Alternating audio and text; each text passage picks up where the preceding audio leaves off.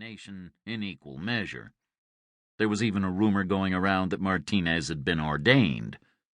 Speranzo's team were of the creed, Latter-day Catholics, proper fanatics, and it was open for debate whether the Venusians would disobey an order from me if it were at odds with one of Martinez's. The Venusians, identifiable by their tan skin and Latino features, watched Martinez expectantly. He raised a dark eyebrow. For real? Lieutenant Kira Jenkins looked to me, the prickle of anxiety about her lean face. I got a feeling. Now settle down, people, and listen up. There were murmurs around the table, but no one spoke out of line. The floor is yours, Colonel. Jenkins was harder, angrier than I'd ever seen her. We'd been conducting raids like this for the last 6 weeks, searching for anything that might lead us to Vincent Kaminsky or the survivors of the Damascus operation. The result was that Jenkins, more so than the rest of the team, had become an overcoiled spring. Long hours aboard the Independence waiting for intelligence to come in had been filled with zero-G gymnasium sessions. She was more than ready for this. Looking at her, then at the image of Kappa 5, I suddenly felt very tired. I couldn't take another false lead. Not when we'd had so many already. You take this one, I said to Jenkins. I want to see how you do it. Copy that. Captain Baker, commanding officer of Baker's boys, jabbed me in the ribs with his elbow. Won't be long before you lose her, he said. Sooner or later she'll want a team of her own.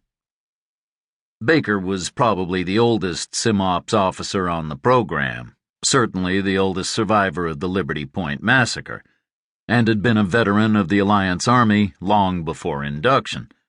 His boys, on the other hand, were all fresh faces, barely a handful of transitions between them. The eager look in their eyes was unnerving. Later rather than sooner, I hope, I said. Pay attention, people, Jenkins said, and the room fell silent.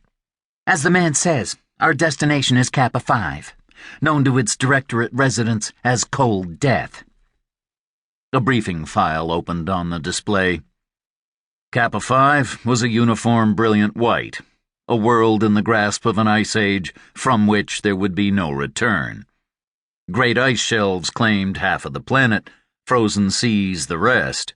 Only very occasionally were there breaches in the ice, blue streams indicating liquid water down there, streaks of black where rocky plateau broke through.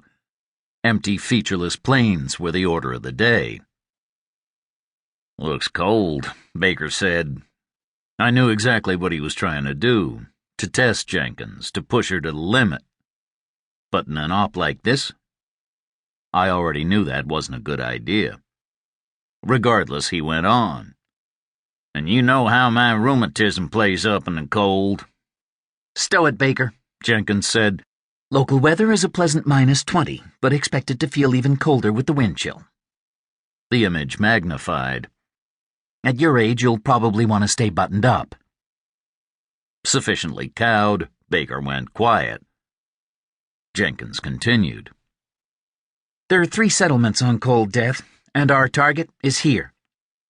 A small outpost, labeled Quijong Base, lay in the south, nestled at the foot of a titanic mountain range. The base specifications rolled over the display, and I quickly took in the relevant details. Several kilometers squared, over 100 buildings and hangars of unknown purpose, arranged in a neat network, interspersed with workyards and open areas, gridded by roadways with the occasional concrete barricade. Numerous communications towers and potential HQ locations. Lots of surface vehicles, but no visible air support. A single landing bay sat on the edge facility, suggesting that the compound had at some time been air-capable, but this was currently empty, dusted with a thick layer of snow. 6 days ago, an M9 Sentinel surveillance drone captured a data feed from this outpost. This contained an embedded security key known to be employed by Directorate forces when handling the movement of captured enemy combatants. Command believes that there are POWs down there.